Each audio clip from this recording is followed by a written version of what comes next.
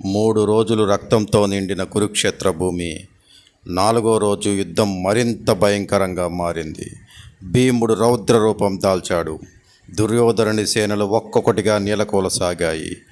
ఏనుగుల అరుపులు, రథచక్రాల గర్జనలు, వీరుల కేకలతో యుద్ధభూమి కంపించింది. అసలు 4వ రోజు ఏమి జరిగింది? ఎవరు విజయం సాధించారు? భీముడు ఎందుకు అంత కోపంతో యుద్ధం చేశాడు? అదే ఈరోజు మన వీడియోలో తెలుసుకుందాం. 3వ రోజు యుద్ధం ముగిసేసరికి కౌరవ సేనలు భారీ నష్టాన్ని ఎదుర్కొన్నాయి. భీష్ముడు మరింత ఆగ్రహంతో 4వ రోజు యుద్ధానికి సిద్ధమయ్యాడు. సూర్యుడి ఉదయించగానే శంఖాలు మోగాయి. కురుక్షేత్రం మళ్ళీ యుద్ధానికి సిద్ధమైంది. ఒకవైపు భీష్ముడు, మరోవైపు అర్జునుడు, భీముడు నిలబడ్డారు. కౌరవ సేన అంతా భీష్ముడిని ముందుంచుకొని అర్జుని మీదకు బయలుదేరింది.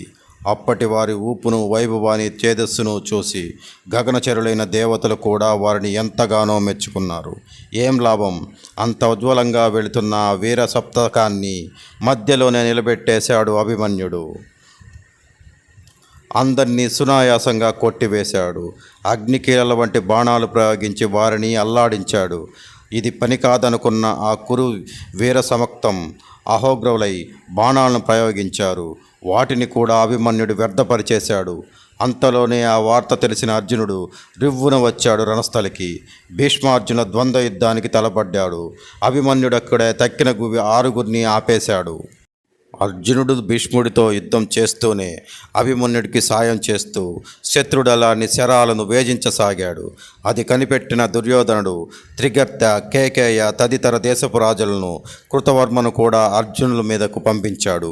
వాళ్ళు మొత్తం 36 మంది రథికులు సైన్యంగా వచ్చారు యుద్ధానికి. అది కనిపెట్టిన దృష్టాద్మునుడు అర్జునుడు అభిమన్యులకు అండగా వెళ్ళాడు. ఆ యుద్ధంలో అందరికీ ఆశ్చర్యం కలిగించేలాగా 36 రథికులను ఏకకాలాన ఎదిరించాడు దృష్టాద్ముడు. 3 శరాలతో కృపుడిని, 10 బాణాలతో శల్యుడిని నొప్పించాడు.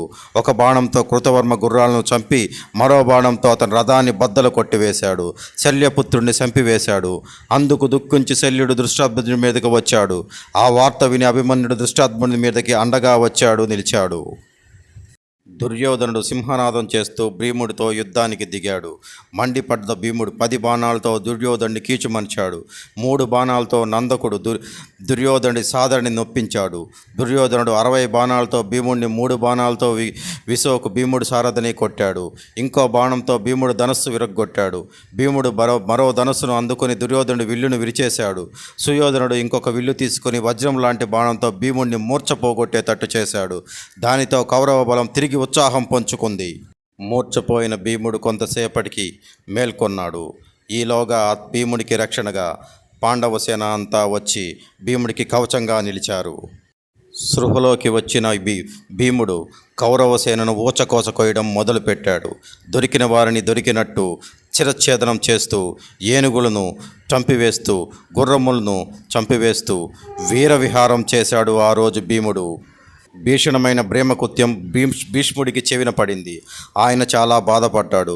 ఓ ద్రోణాచార్య వీరులారా, వెంటనే భీముడిని అడ్డుపడండి, లేకపోతే ధృతరాష్ట్రుడి కొడుకులందరినీ ఇవ్వాలే చంపేసేలా ఉన్నాడు భీముడు అని హెచ్చరించాడు. సర్వ సైన్యాధ్యక్షుడు ఆజ్ఞ వినపడగానే కౌరవ వీర ప్రముఖులందరూ భీముడి వైపు కదిలారు. ఆ మూకుమ్మడి తాండవానికి పాండవ సేనా వివాహం తట్టుకోలేకపోయింది. ముఖ్యంగా భగదత్తుడి ఏనుగు బ్రహ్మాండమైన పాత్రను నిర్వహించింది. దుర్యోధనుడు మరోసారి భీముడిని గింగరాలు తిరిగేలా కొట్టగలిగాడు. ఆ రోజు విజయం కౌరవులదే అన్న అన్ని తరహాల వారు భావిస్తున్న సమయంలో అందరి అభిప్రాయాలను తలకిందులు చేసే ఘటోత్కచుడు అక్కడికి ప్రత్యక్షమైనాడు. తక్షణమే ఘటోత్కచుడు ఇంద్రుని వేషంలో ఐరావతం అనే ఏనుగుపై నెక్కి వజ్రాయుధ పాణి అయి పాండవులకు సహాయం కోసం ఇంద్రుడే వచ్చినట్లుగా మాయావేషధారి అయి ఆకాశ మార్గాన రాసాగాడు. ఘటోత్కచుడు, అతని మిత్రులు అంజనాద్రి దిగ్గజారోహులైన దిక్పాలకుల వేషాలు ధరించి వచ్చారు.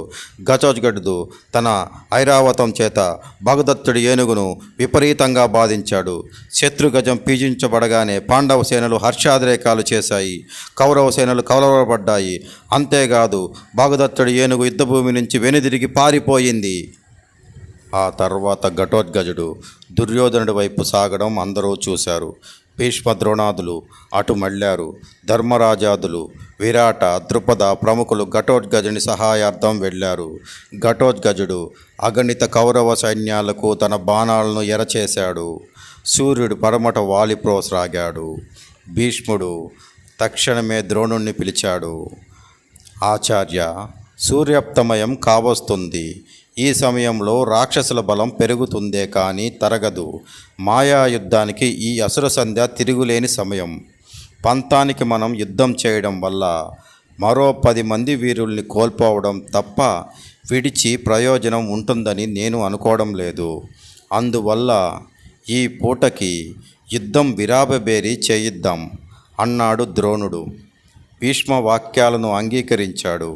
విరామ బేరి మోగింది. ఉభయ సైన్యాలు సమసమ శిబిరాలకు మళ్ళాయి. భీముడు తన కొడుకైన ఘటోత్కచుడు సమయోచిత పరాక్రమ ప్రదర్శనను, అసమాన ప్రతిభను ఎంతగానో మెచ్చుకుంటూ ఆనందపడ్డాడు. ఓటమితోనూ ఘటోత్కచుడి మాయా విద్య భీతితోనూ కౌరవులు అంతా చింతాక్రాంతులయ్యారు. విజయలక్ష్మి పాండవుల వైపే మొగ్గు చూపుతుండగా 4వ నాటి యుద్ధం ముగిసింది. యుద్ధాన్నంతా ఇంటున్న ధృతరాష్ట్రుడు అడుగుతాడు, ఇంతకీ ఎవరా ఘటోత్కచుడు అని. అప్పుడు సెలవిస్తాడు, ఘటోత్కచుడు భీముని యొక్క కుమారుడు. ఈయన అరణ్యాలలో ఉన్నప్పుడు, అరణ్యవాసం పాండవులు చేస్తున్నప్పుడు భీమునికి ఇడింబికి పుట్టిన సంతానమే ఈ ఘటోత్కచుడు. భీముడు ఇడింబిని గాంధర్వ వివాహం అడవులలో ఉన్నప్పుడు చేసుకుంటాడు. వీరిరువురికి ఘటోత్కచుడు అనే అతను జన్మిస్తాడు. ఇలా 4వ రోజు యుద్ధం ముగిసింది. కానీ కౌరవులకు చాలా భయం పట్టుకుంది. ఏం చేద్దామా అని పోలుపోక అందరూ విచారంలో మునిగిపోయారు. కానీ 5వ రోజు మరింత భయంకరంగా మారబోతుంది కురుక్షేత్ర సంగ్రామం. చూస్తూనే ఉండండి. 5వ భాగం కోసం నిరీక్షించండి.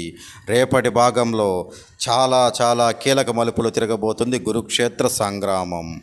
ఈ వీడియో కనుక మీకు నచ్చినట్లయితే లైక్ చేయండి, షేర్ చేయండి, సబ్స్క్రైబ్ చేసుకోండి.